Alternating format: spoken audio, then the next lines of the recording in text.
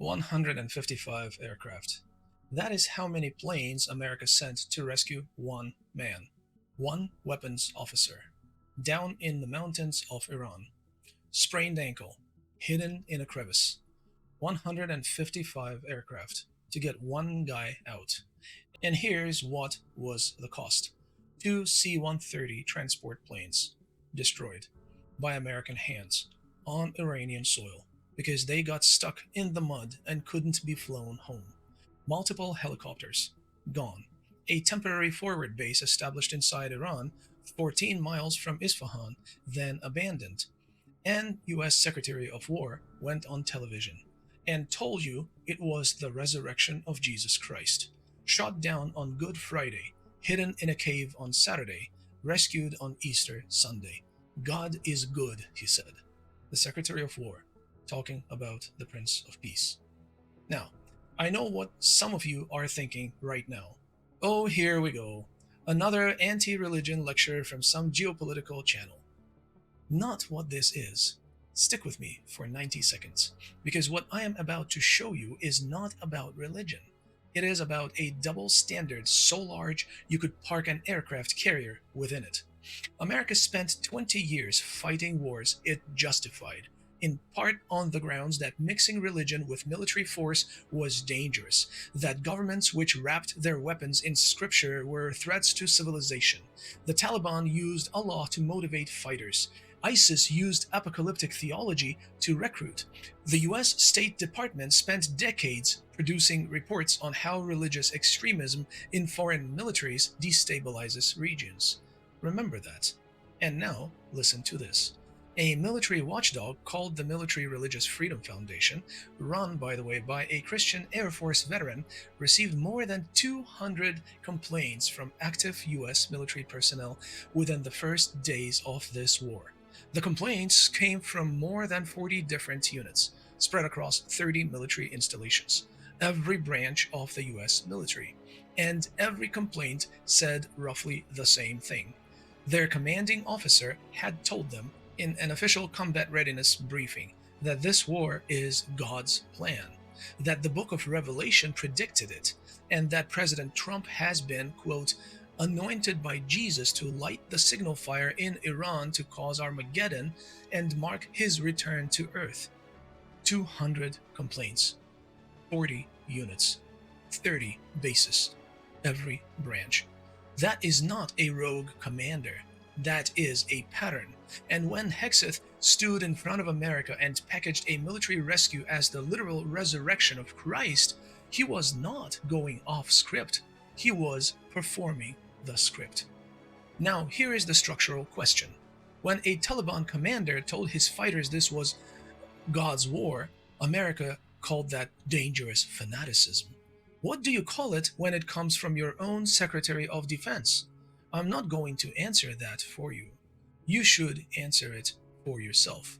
But let's look at what US Secretary of War actually did this week, beyond the theology. He fired the Army Chief of Staff during an active war. Reuters called this nearly without precedent. He fired the head of Army Transformation and Training. He fired also the Army's chief chaplain. The chaplain, the man whose job is to provide moral and psychological support to soldiers, was fired because Hegseth wanted less therapeutic counseling and more quote-unquote traditional spiritual guidance. Let's read that again. The man whose job is to help soldiers process what they are doing is gone. The man who runs the Army's assessment, gone. He had previously produced a report finding that US strikes on Iran's nuclear facilities were less productive than Trump had claimed. The incoming Army chief? Hegseth's own personal military aide. One official who spoke to CNN said this: "Here is a 4-star general who is actively working to get equipment and people into theater to protect US forces, and you fire him in the middle of a war? Here is what this tells you structurally. Think of any large institution, government, corporation, military. There is always a layer of professional management between the vision of the leader and the people actually doing the work. That layer checks the vision against reality. It says, That won't work because of X. It says, the evidence says Y. It says, sir, the men are telling me Z. That institutional layer is not sexy. It does not make great speeches, but it is the thing standing between an ideology and the consequences of that ideology. Hexeth is dismantling that layer as we speak. He is replacing professionals who apply evidence with loyalists who apply only faith. And the direct line from belief to bombs is getting shorter every week. The man telling him that Iran's air defenses are destroyed are the man he keeps. The man telling him the plans are dangerous and unworkable are the man he fires. The man who might counsel a soldier to ask whether this war makes sense, gone. This is what it looks like when the institutional guardrails come down. And if you want to know what happens next, 200 soldiers already told you. Now let us talk about the war itself. Because while the theology gets the headlines, the military picture tells us a different story. Iran has no air defenses. That is what Trump said, publicly, repeatedly. The F-15E that went down over Isfahan was shot by Iran's air defense system. The system Trump said was gone. It was not gone. Iran shot down the F-15E, then during the rescue they shot down an A-10 Warthog. They hit multiple helicopters. They forced America to destroy 2 of its own aircraft to prevent capture. And then America mobilized 155 aircraft, every available air asset in the theater frozen in place for 48 hours to get 1 man out. What does that tell you about a ground invasion? Because the ground troops are coming. The 82nd Airborne is moving. Marines are en route. Special forces are running exercises right now in the California desert building improvised airstrips, just like the one they built inside Iran to extract the colonel that needed rescue. One pilot required 152 aircraft and left behind burned wreckage on Iranian soil. What does an invasion require? Now, something even the financial analysts are starting to panic about: your grocery bill. Not in 6 months. It is already happening. You just haven't felt the full weight of it yet. Here is the mechanism. Stay with me. The world's spring planting window is open right now.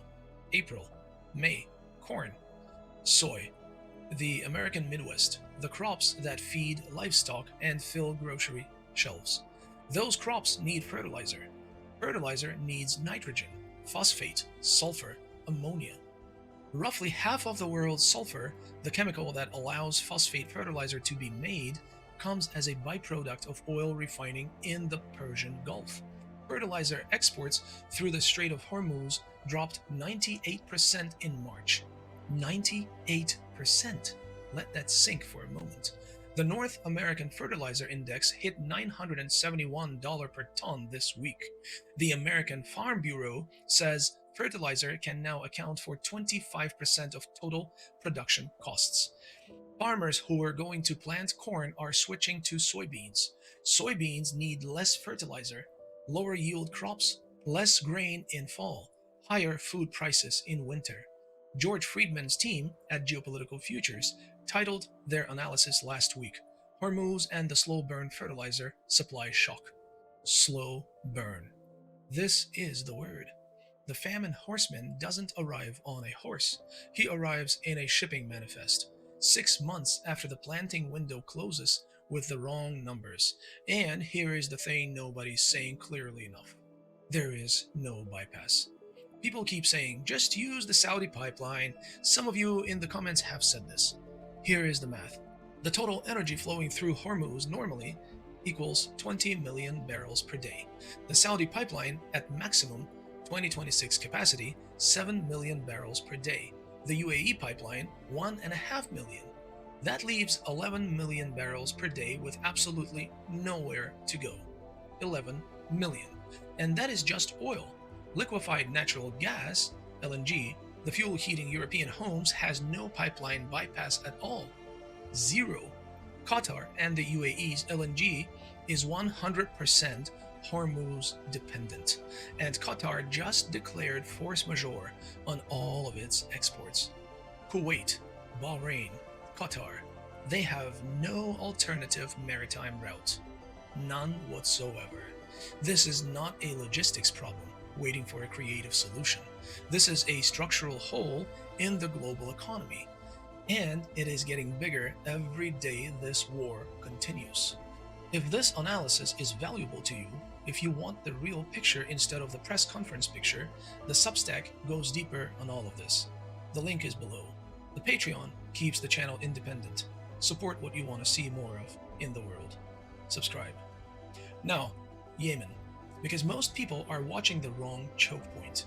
Everyone knows about the Strait of Hormuz, closed in the east. Less discussed is the Bab el-Mandeb, the narrow passage at the southern end of the Red Sea, the one controlled by Yemen. The Houthis entered this war on March 28. They fired missiles at Israel.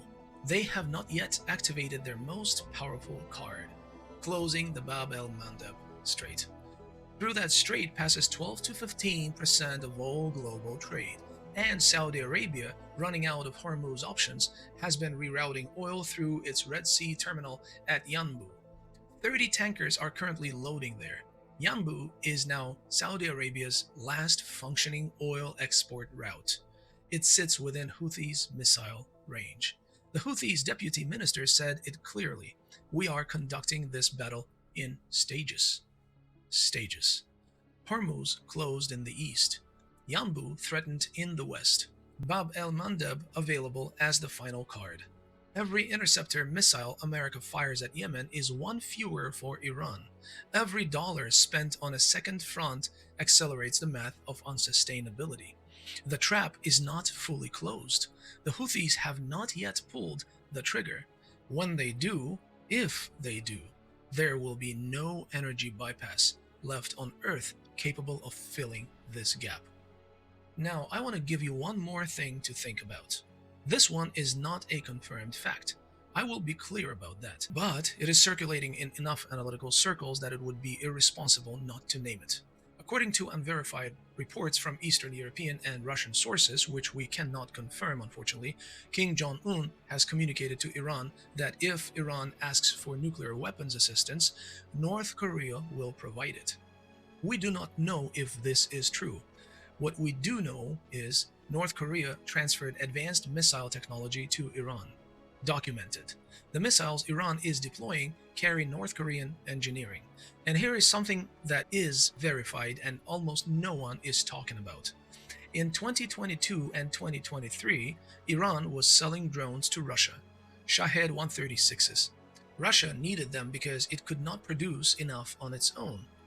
Now, in 2026, Russia is selling drones to Iran, more advanced ones. The flow has been reversed. That reversal tells you something extraordinary.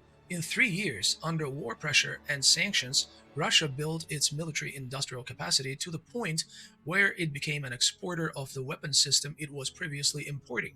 Russia's drone production now exceeds what the EU and US produce combined in a month per day.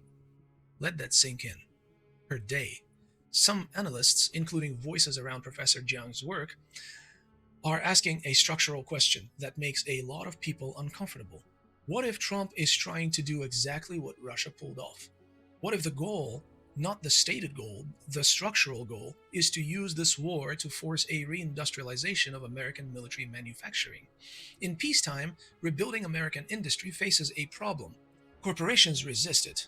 It gets called infeasible, too expensive, inflationary. In wartime, you cannot say that. Try telling Congress that missile factories are too costly during an active war. The war creates the permission structure that peacetime politics never could. Russia discovered this by accident via sanctions. Is someone doing it deliberately via war? We're not saying yes. We're saying, look at the evidence. Run it yourself. See which explanation fits the observable facts better. Because the generals who said the war plans were dangerous and unworkable are gone, and the factories are running. Here's where we are. Day 38. No exit strategy named by Washington. No objectives defined.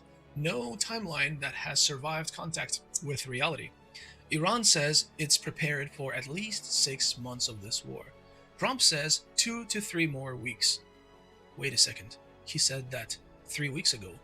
The markets chose their side the moment Trump finished speaking last week and oil surged past $105 per barrel. The man who asked uncomfortable questions inside the Pentagon is gone. The man who counseled reflection, gone. The man now running the army, handpicked by the man packaging military rescue operations as biblical resurrection. 200 complaints, 40 units, every branch. The signal fire in Iran, the return of Christ, and 11 million barrels per day with nowhere to go. And a fertilizer index approaching $1,000 per ton during spring planting. And Yemen with a card not yet played. If this is what winning looks like at day 38, the other side is taking very good notes. Now, the links are in the description. Subscribe. Substack, Patreon, buy me a coffee. If you want to support independent geopolitical analysis that does not answer to advertisers or governments, that is where you do it. This is a wrap for today, my friends. I'll see you next week.